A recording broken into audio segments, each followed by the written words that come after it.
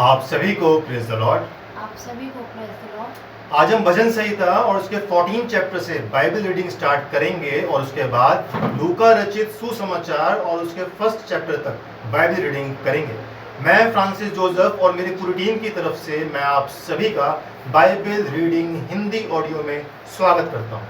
आइए हम प्रार्थना में चलें। धन्यवाद धन्यवाद महान सामर्थ्य पिता, धन्यवाद करते हैं प्रभु कि आपने एक बार फिर अवसर प्रदान किया बाइबल रीडिंग करने का।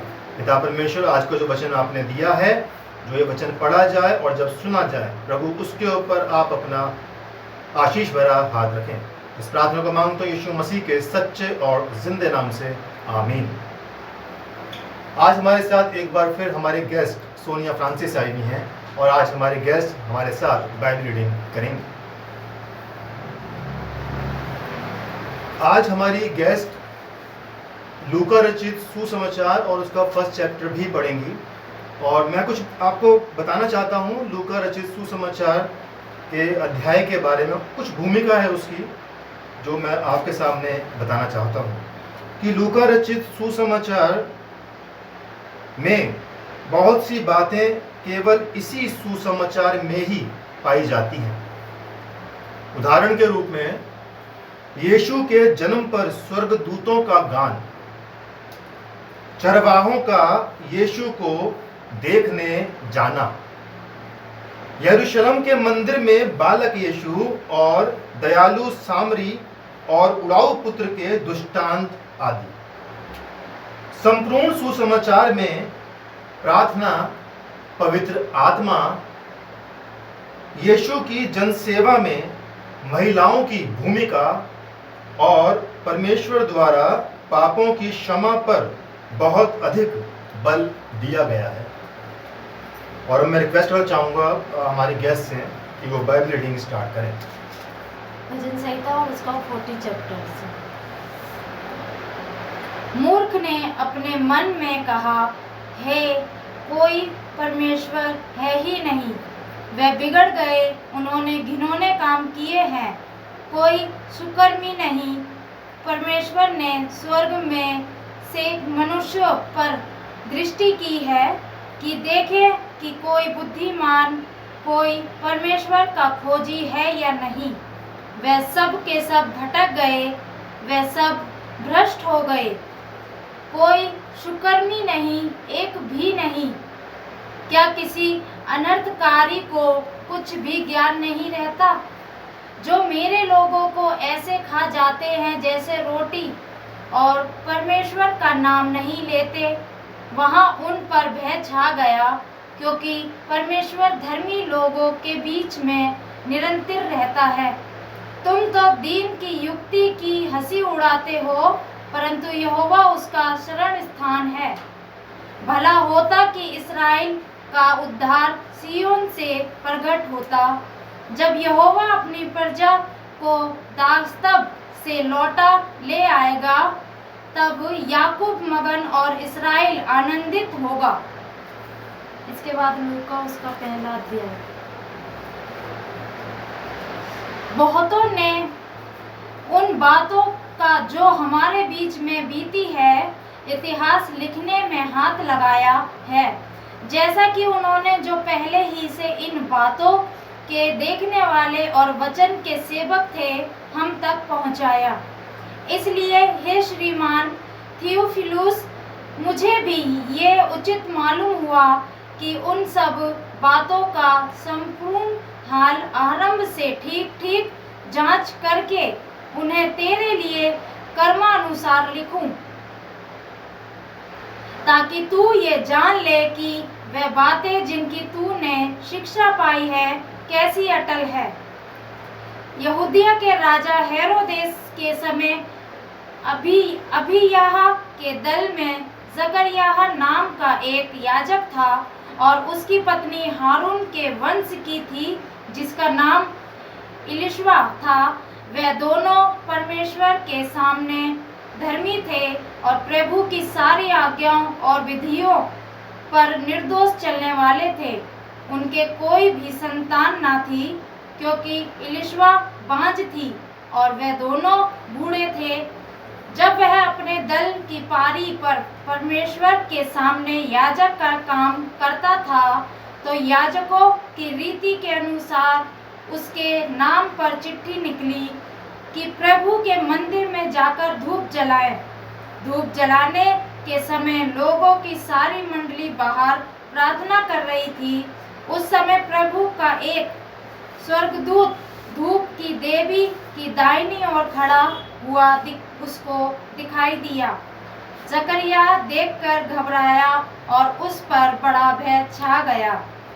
परंतु स्वर्गदूत ने उससे कहा, हे जकरिया, भयभीत न हो, क्योंकि तेरी प्रार्थना सुन ली गई है और तेरी पत्नी इलिशबा से तेरे लिए एक पुत्र उत्पन्न होगा और तू उसका नाम यूहन्ना रखना। तुझे आनंद और हर्ष होगा और बहुत लोग उसके जन्म के कारण आनंदित होंगे, क्योंकि वह प्रभु के सामने महान होगा और दाखरस और मदिरा कभी ना पिएगा और अपनी माता के गर्भ ही से पवित्र आत्मा से परिपूर्ण हो जाएगा और इस्राएलियों में से बहुतेरों को उनके प्रभु परमेश्वर की ओर फेरेगा। वह एलिया की आत्मा और सामर्थ में होकर उसके आगे आगे चलेगा कि पितरों का मन बाल बच्चों की ओर फेर दे और आज्ञा ना मानने वालों को धर्मियों की समझ पर लाए और प्रभु के लिए एक योग्य प्रजा तैयार करे। जकरिया ने स्वर्गदूत से पूछा, ये मैं कैसे जानूं, क्योंकि मैं तो बूढ़ा हूँ और मेरी पत्नी भी बूढ़ी हो गई है। स्वर्गदूत ने उसको उत्तर दिया, मैं जिब्राइल हूँ, जो परमेश्वर के सामने खड़ा रहता हूँ और मैं तुझसे बातें करने और तुझे यह सुख समाचार सुनाने को भेजा गया हूँ। देख, जिस दिन तक ये बातें पूरी ना हो लें, उस दिन तक तू मौन रहेगा और बोल ना सकेगा, इसलिए कि तूने मेरी बातों की जो अपने समय पर पूरी होगी प्रतिदिन ना की। लोग जकरिया की बाट देखते रहे और अचंभा करने लगे कि उसे मंदिर में इतनी देर क्यों लगी। जब वह बाहर आया तो उनसे बोल ना सका। अंत वे जान गए कि उसने मंदिर में कोई दर्शन पाया है और वह उनसे सकेत करता रहा और गूंगा रह गया। जब उसकी सेवा के दिन पूरे हुए तो वह अपने घर चला गया। इन दिनों के बाद उसकी पत्नी इलिशबा गर्भवती हुई और 5 महीने तक अपने आप को ये कह के छिपाए रखा, मनुष्यों में मेरा अपमान दूर करने के लिए प्रभु ने इन दिनों में कृपया दृष्टि करके मेरे लिए ऐसा किया है। 6वें महीने में परमेश्वर की ओर से जिब्राइल स्वर्गदूत गलील के नासरत नगर में एक कुंवारी के पास भेजा गया, जिसकी मंगनी यूसुफ नामक दाऊद के घराने के एक पुरुष से हुई थी। उस कुंवारी का नाम मरियम था। स्वर्गदूत ने उसके पास भीतर आकर कहा, आनंद और जय तेरी हो, जिस पर ईश्वर का अनुग्रह हुआ है, प्रभु तेरे साथ है। वह उस वचन से बहुत घबरा गई और सोचने लगी कि ये किस प्रकार का अभिवादन है। स्वर्गदूत ने उससे कहा, हे मरियम, भयभीत ना हो, क्योंकि परमेश्वर का अनुग्रह तुझ पर हुआ है। देख, तू गर्भवती होगी और तेरे एक पुत्र उत्पन्न होगा। तू उसका नाम यीशु रखना। वह महान होगा और परमेश्वर परम प्रधान का पुत्र कहलाएगा और प्रभु परमेश्वर उसके पिता दाऊद का सिंहासन उसको देगा और वह याकूब के घराने पर सदा राज्य करेगा और उसके राज्य का अंत ना होगा। मरियम ने स्वर्गदूत से कहा, ये कैसे होगा? मैं तो पुरुष को जानती ही नहीं। स्वर्गदूत ने उसको उत्तर दिया, पवित्र आत्मा तुझ पर उतरेगा और परम प्रधान की सामर्थ तुझ पर छाया करेगी, इसलिए वह पवित्र जो उत्पन्न होने वाला है परमेश्वर का पुत्र कहलाएगा। और देख, तेरी कुटुंबनी इलिशबा के भी बुढ़ापे में पुत्र होने वाला है। ये उसका जो बांझ कहलाती थी 6वां महीना है, क्योंकि जो वचन परमेश्वर की ओर से होता है वह प्रभाव रहित नहीं होता। मरियम ने कहा, देख, मैं प्रभु की दासी हूँ, मुझे तेरे वचन के अनुसार हो।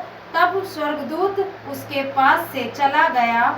उन दिनों में मरियम उठकर शीघ्र ही पहाड़ी देश के यहूदा के एक नगर को गई और जकरिया के घर में जाकर इलिशबा को नमस्कार किया।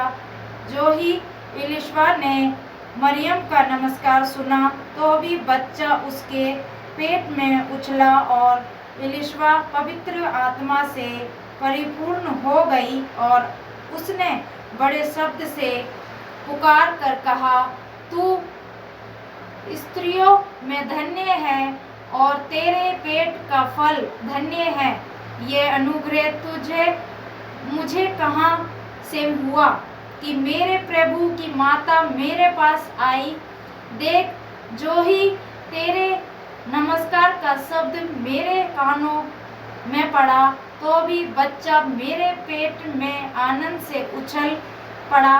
धन्य है वह जिसने विश्वास किया कि जो बातें प्रभु की ओर से उससे कही गई वह पूरी होगी। तब मरियम ने कहा, मेरा प्राण प्रभु की बड़ाई करता है और मेरी आत्मा मेरे उद्धार करने वाले परमेश्वर से आनंदित हुई, क्योंकि उसने अपनी दासी की दीनता पर दृष्टि की है। इसलिए देखो, अब से सब युग युग के लोग मुझे धन्य कहेंगे, क्योंकि उस शक्तिमान ने मेरे लिए बड़े बड़े काम किए हैं। उसका नाम पवित्र है और उसकी दया उन पर जो उनसे डरते हैं पीढ़ी से पीढ़ी तक बनी रहती है। उसने अपना भुजबल दिखाया और जो अपने आप को बड़ा समझते थे उन्हें तितर बितर किया। उसने बलवानों को उनके सिंहासनों से गिरा दिया और दीनों को ऊंचा किया। उसने भूखों को अच्छी वस्तुएं से तृप्त किया और धनवानों को छूछे हाथ निकाल दिया। उसने अपने सेवक इस्राएल को संभाल लिया कि अपनी उस दया को समर्पण करे जो इब्राहिम और उसके वंश पर सदा रहेगी, जैसा उसने हमारे बाप दादों से कहा था। मरियम लगभग 3 महीने उसके साथ रहकर अपने घर लौट गई। तब इलिशबा के प्रसव का समय पूरा हुआ और उसने पुत्र को जन्म दिया। उसके पड़ोसियों और कुटुंबियों ने ये सुनकर कि प्रभु ने उस पर बड़ी दया की है, उसके साथ आनंद मनाया। और ऐसा हुआ कि 8वें दिन वे बालक का खतना करने आए और उसका नाम उसके पिता के नाम पर जकरिया रखने लगे। इस पर उसकी माता ने उत्तर दिया, नहीं, वरन उसका नाम यूहन्ना रखा जाए। उन्होंने उससे कहा, तेरे कुटुंब में किसी का यह नाम नहीं। तब उन्होंने उसके पिता से संकेत करके पूछा कि तू उसका नाम क्या रखना चाहता है। उसने लिखने की चिट्ठी मंगाकर लिख दिया, उसका नाम यूहन्ना है। और सबों को आश्चर्य हुआ। तब उसका मुंह और जीभ तुरंत खुल गई और वह बोलने लगा। और परमेश्वर का धन्यवाद करने लगा। उसके आसपास के सब रहने वालों पर भय छा गया और उन सब बातों की चर्चा यहूदिया के सारे पहाड़ी देश में फैल गई। और सब सुनने वालों ने अपने अपने मन में विचार करके कहा, ये बालक कैसा होगा, क्योंकि प्रभु का हाथ इसके साथ था। उसका पिता जकरयाह पवित्र आत्मा से परिपूर्ण हो गया और भविष्यवाणी करने लगा, प्रभु इस्राएल का परमेश्वर धन्य हो, क्योंकि उसने अपने लोगों पर दृष्टि की और उनका छुटकारा किया है और अपने सेवक दाऊद के घराने में हमारे लिए एक उद्धार का सिंह निकाला, जैसा उसने अपने पवित्र भविष्यद्वक्ताओं के द्वारा जो जगत के आदि से होते आए हैं कहा था। अनर्थ हमारे शत्रुओं से और हमारे सब वैरियों के हाथ से हमारा उद्धार किया है, कि हमारे बाप दादाओं पर दया करके अपनी पवित्र वाचा का स्मरण करे और वह शपथ जो उसने हमारे पिता इब्राहिम से खाई थी कि वह हमें ये देगा कि हम अपने शत्रुओं के हाथ से छुटकर उसके सामने पवित्रता और धार्मिकता से जीवन भर निडर रहकर उसकी सेवा करते रहें। और तू हे बालक परम प्रधान का भविष्यद्वक्ता कहलाएगा, क्योंकि तू प्रभु का मार्ग तैयार करने के लिए उसके आगे आगे चलेगा, कि उसके लोगों को उद्धार का ज्ञान दे, जो उनके पापों की क्षमा से तृप्त होता है। वह हमारे परमेश्वर की उसी बड़ी करुणा से होगा, जिसके कारण ऊपर से हम पर भोर का प्रकाश उदय होगा, कि अनंतकार और मृत्यु की छाया में बैठने वालों को ज्योति दे और हमारे पांवों को कुशल के मार्ग में सीधे चलाए। और वह बालक बढ़ता और आत्मा में बलवन्त होता गया और इस्राएल पर प्रगट होने के दिन तक जंगलों में रहा। परमेश्वर अपने वचन के पढ़े और सुने जाने पर अपनी बड़ी आशीष दे। आमीन। आइए हम प्रार्थना में चलें। धन्यवाद धन्यवाद महान सामर्थी पिता, आपका धन्यवाद करते हैं प्रभु कि खुदावन आपने जो सुंदर वचन दिया, वचन का धन्यवाद करते हैं पिता परमेश्वर। जो वचन पढ़ा गया है, सुना गया है खुदा, उसके ऊपर आप अपना बड़ा आशीष भरा हाथ रखें और ये वचन पिता परमेश्वर फलदायक हो। है खुदा, आपसे प्रार्थना विनती करते हैं प्रभु हमारे साथ हों, और प्रभु जी जिस तरह से आपने हमें अब तक संभाला है प्रभु जी, आगे भी आप हमें उसी तरह से संभाले रखें। सबके साथ हो, एक एक जन को नाम ब नाम आपके हाथों में सौंपता हूँ, प्रार्थना विनती करता हूँ पिता परमेश्वर। स्पेशली खुदा रशिया और यूक्रेन के लिए पिता, आए मेरे खुदा दे पिता परमेश्वर, दोनों मुल्कों में शांति दे, सब्र दे और पिता परमेश्वर अमन दे खुदा। इस प्रार्थना को मांगते यीशु मसीह के सच्चे और जिंदे नाम से आमीन।